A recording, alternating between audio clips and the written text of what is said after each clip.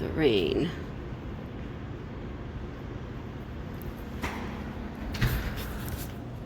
Oh.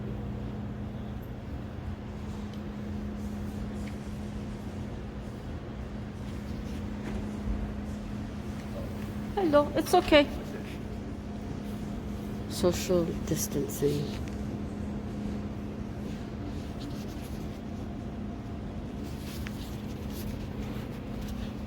Yep. And we sit. I'll come over here.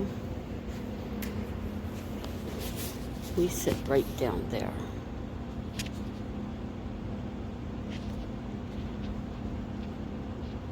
Night, Steve. Look at that. Isn't that spooky? Ooh, so spooky.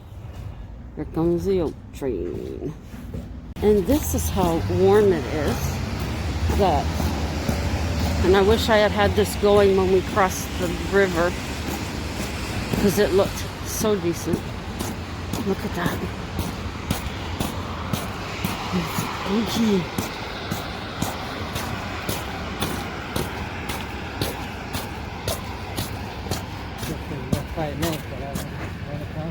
I'm not running across. All you do is do this.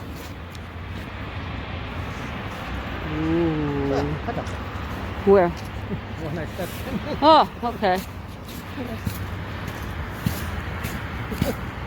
Look at how spooky that looks. And that one, and that one, and that one.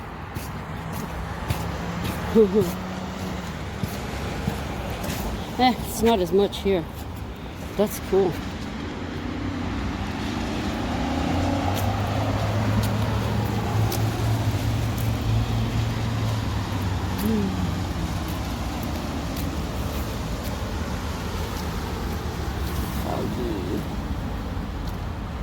It is a nice day.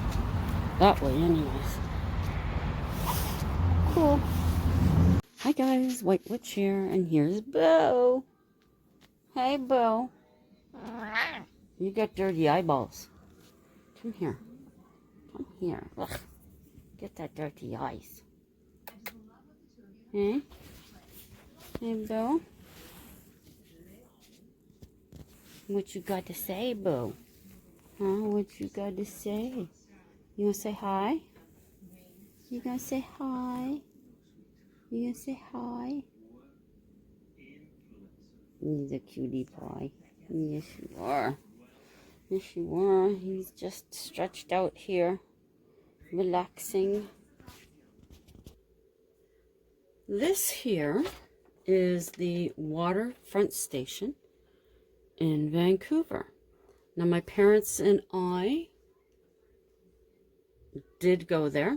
We were supposed to take a train through the Rockies, but as it turned out, there was a derailment on the tracks, so they backed us up into the rail yard there, and that's where we slept. And then the next morning, they got us on a bus to, I think it was on a bus, to the airport, and there you go. So much for the train ride through the Rockies. Now, this building was built in 1915 by the Canadian Pacific Railway. Via Rail took over the building in 1979. Today, it is on the Heritage Building list. A security guard one evening observed a woman in a flapper dress dancing in the corridor. He actually heard the music from the 1920s, but as he approached her, both the woman and the music vanished. On another occasion, a guard patrolling reported seeing an elderly woman spirit that glowed. She had a sad expression and reached out for him, but he was so terrified he ran out of the room. A report from yet another evening patrol came from the upper floor. When checking a room, a guard turned to see that desks that he had passed now blocked his way, and he had not heard them move. Terrified, he leapt over the desks and ran. Now there have been sounds of footsteps on the tiles on this floor as well, and that's extremely common. 3 elderly spirit women have been seen sitting on a bench waiting for a train. Now, Hub Clark, a brakeman, was killed in 1928 making repairs in the yard. It is said that his spirit is seen on rainy evenings without his head, and his lantern is also seen glowing. Now here are some photos of the next haunted building in BC. This is the Vogue Theatre. The theater opened in 1941. In 1988, it closed because of a decline in business, but it reopened in 1991 after renovations. One spirit seen is a stagehand with dark hair and a serious look on his face. He has been seen on the stage, the catwalks, projection booth, and basement hallways. Staff have encountered him in a narrow hallway downstairs. The spirit makes banging noises and slams doors. Bill Ullman, former general manager, has had his own experience. In 1994, while in the carpentry room in the basement, he sensed someone was with him. He turned to see a shadow by the door. Without a second thought, he raced out of the room, and in record time, he ran out of the theater. 2 months later, checking on a setup for a Beatles tribute, he heard the drum beat. When he got up on the stage, the sound stopped. 2 days later, the same shadow he seen in the carpentry room was now in the audience while he was on stage. When he had his full attention on the shadow, it disappeared. In 1995, Ullman's girlfriend is a psychic. While giving her a tour, they had gone to the projection booth. She told him later that she had seen a young man with dark hair sitting in one of the chairs. She said he had turned to them, then disappeared. She felt anger coming from him. November 14th, 1995, supporting actor Shane McPherson had an experience. While performing, he dropped his cane, missed his dance steps and lines. During intermission, Ullman found Shane. Shane explained he witnessed a man come from the fire exit, look straight at him, then he disappeared. The description was a man in his 30s with dark hair and a serious look on his face. An employee locking up one evening was in front of the stage. He looked up to the projection booth and noticed a figure. The only features he seen were the face, short dark hair, and serious look. The employee continued to look, and the figure dissolved. The same employee, when on the catwalk, felt someone brush past him, but he was the only one there. Now, these are some images of Croft Manor in Vancouver, British Columbia. The manor was completed in 1911 for General Alexander Duncan McRae. In 1942, McRae donated the manor to the Canadian government. It was used as a veterans' convalescent home until 1960. It was vacant until 1962, when the University Women's Club of Vancouver purchased it. They restored the manor. 7 spirits are known to roam the 30 rooms. One of them is a man in a World War I officer's uniform. People believe this to be General McRae. The second is a very well-dressed woman, believed to be his wife. And there is another woman in a nurse's uniform. She could be from the time the manor was a convalescent home. There are 3 Army veterans who are seen throughout the house.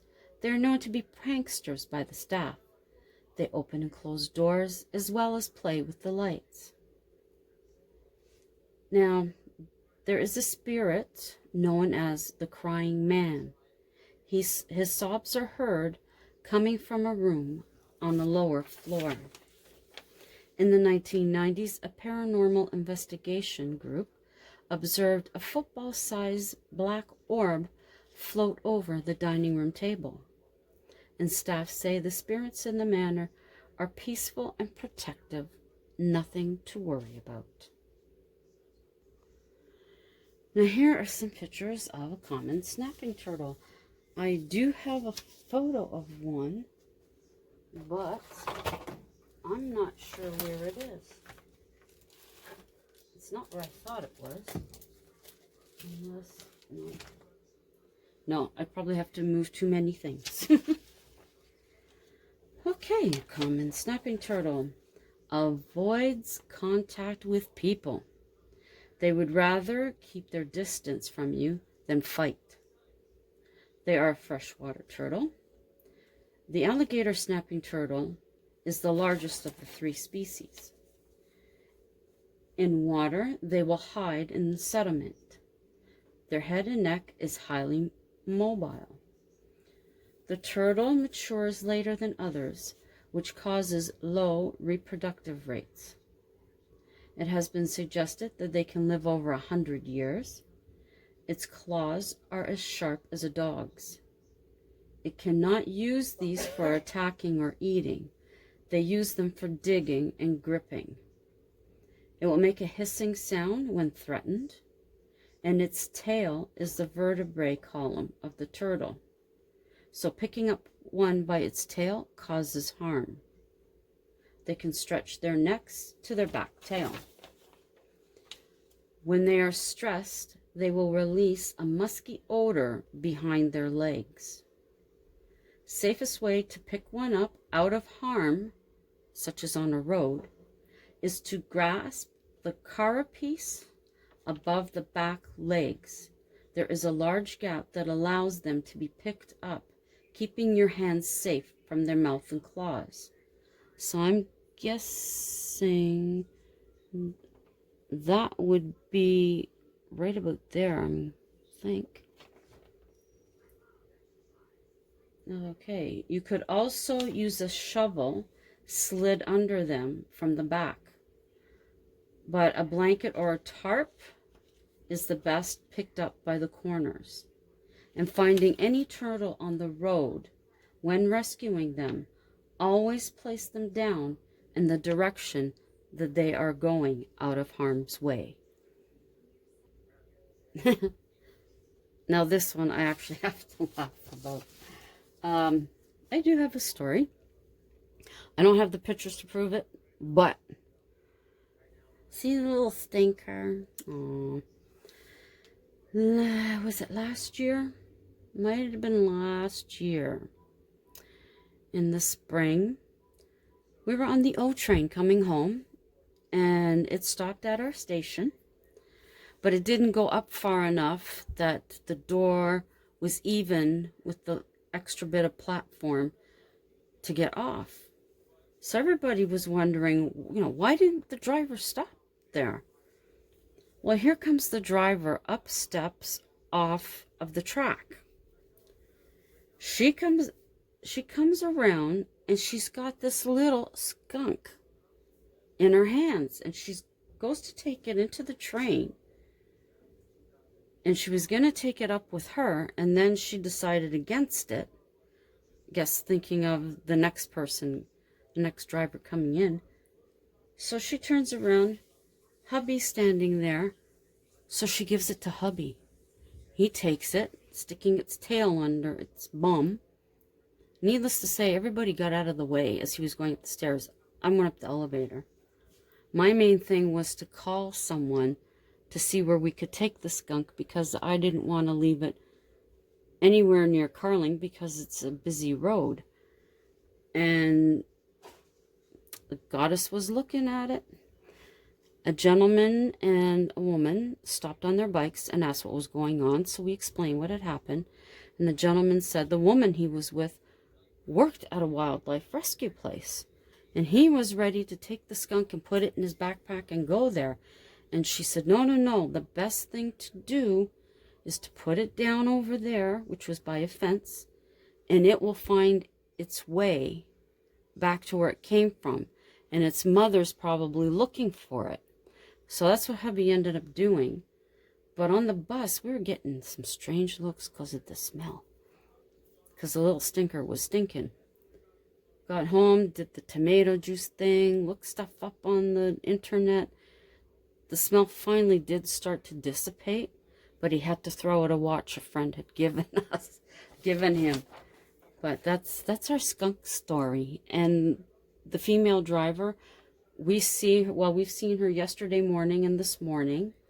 We took her train, but we've seen her other times as well throughout the year. And it's the first time she's seen us after this. She was like, are you the ones? And we're like, yeah. And she wanted to know what happened to it, so we told her. Now, the skunk can adapt, striped skunk can adapt to human environments, and it can spray up to 6 meters. In the summer, it will live in hollow logs or rock piles. In the winter, it will live in old groundhog or badger burrows. It will be found in urban areas under porches and cellars, as well as hardwood groves and agricultural areas. It is 53 to 76 centimeters in length and weighs 1.9 to 4.2 kilograms. They live up to 7 years in the wild and 15 in captivity. They are normally nocturnal and only travel about 800 meters from home. They can walk 2 kilometers a night. Their dens are lined with leaves, and males during breeding season will walk 8 kilometers a night.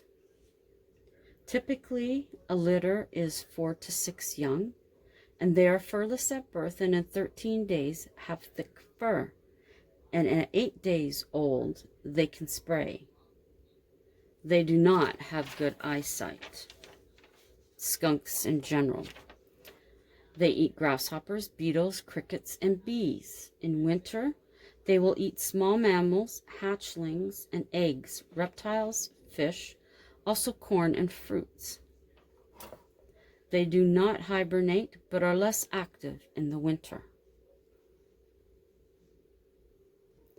Okay, there was a story I had started to read for you a while ago, but I can't find it now. So it looks like there's another one here that we can start off with. I have no idea when I wrote this, but here we go. The motel had been closed for a couple of years. Virginia recalled her daily trips by it. Philip was anxious to get inside and check things out. They waited till late evening before stepping onto the property. Being right on the main road, the chances of being caught were great. They entered from the back quickly, making their way to the first open door. Standing inside a room, Philip suggested he turn the hall lights off. There was a switch inside the door. He moved swiftly to the switch, plunging the hall in darkness. Virginia called out. Philip was back beside her. Now they could check the other rooms. One by one, they made their way along. A sound from behind them caused them to stop in their tracks. They looked at each other confused. They had been through all those rooms and they were empty. It didn't last long enough to really know what it was. Philip decided to continue forward. Of course, all the rooms were the same. Nothing out of the ordinary. The outside rooms will be more difficult because they are open to the road. If Philip knew where the light switch was, there would be no problem. Wearing black helped, but not great again, as the walls were white. Virginia chuckled that passers-by may think they were seeing ghosts. With this in mind, they crept to the first open room. They sit on the bed to catch their breath. This room was slightly different. Closing the curtains, Philip turned on his flashlight. There was quick movement at the back of the room. He took a fighting stance. Slowly he moved toward the back to find nothing. Is it possible the movement was from outside? Quickly he moved to the door and peered out. He stood for a few moments in the doorway, waiting. There was nothing. Virginia joined him, feeling uncomfortable. They had not known of any hauntings in this hotel. On they went to check out the rest of the rooms. The lobby was the spot Virginia wanted to get to. She had always admired the fireplace and how comfortable it looked. She made her way first inside and dropped down behind the desk. Philip wasn't far behind. She was going to take a chance. Virginia sat in one of the comfy chairs, watching the cars pass by.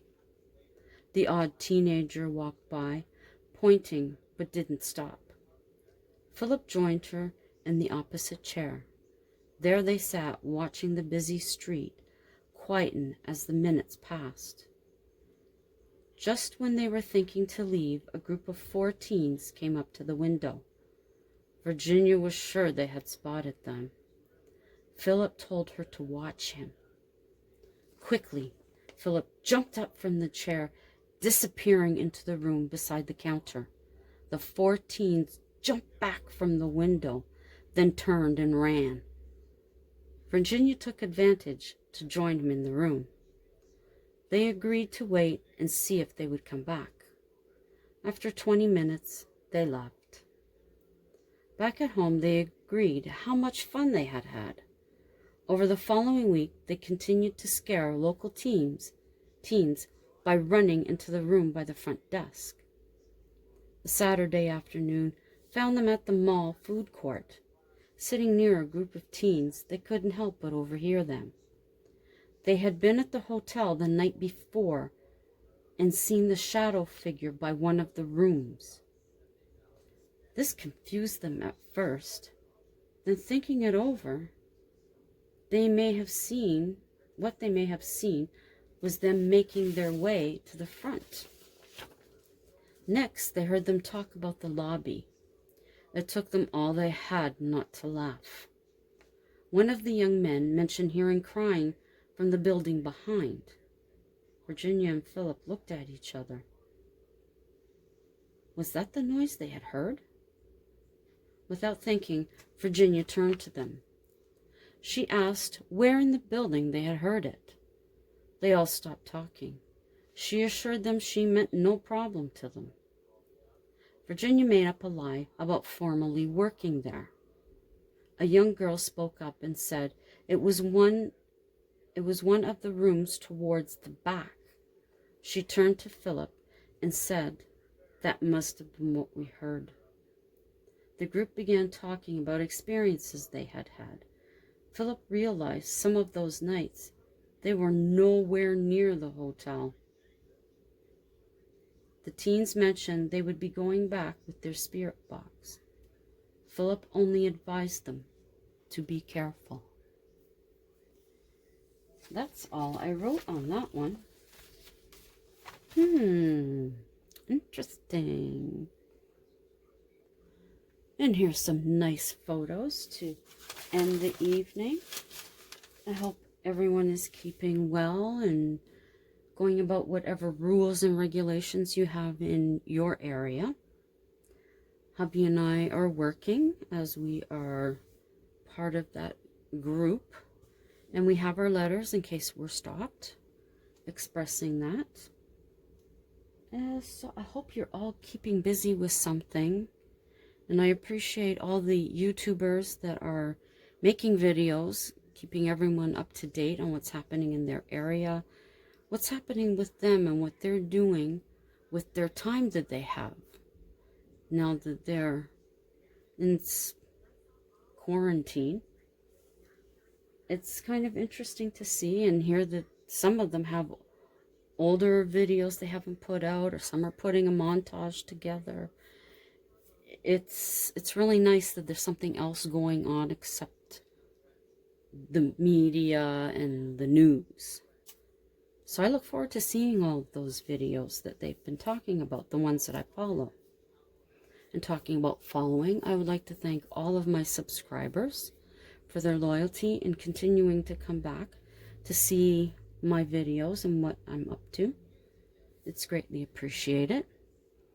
And anyone who's just dropping by, please take a look at any of my other videos that are here and give them a thumbs up if you like them. Share them out if you think anyone would be interested. Leave me a comment. I will get back to you. And consider subscribing and clicking that notification bell so you'll know when I upload. So tomorrow's Friday, so have a great Friday wherever you are, and keep yourselves busy. And in cases where you can get out and have a walk, do so. The weather here was pretty good today. It was a bit rainy, cool in the morning, but coming home, as you'll be seeing, or you've already seen, we had some pretty decent fog. Really, really nice. And we were in the plus side. And I believe we're supposed to end up in the plus side tomorrow, too. So anyways, lovelies, appreciate you coming by. And I'll have more haunted facts for you tomorrow. This one, I just went by the seat of my pants as to what I picked.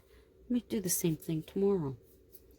So until then, as always, ciao for now.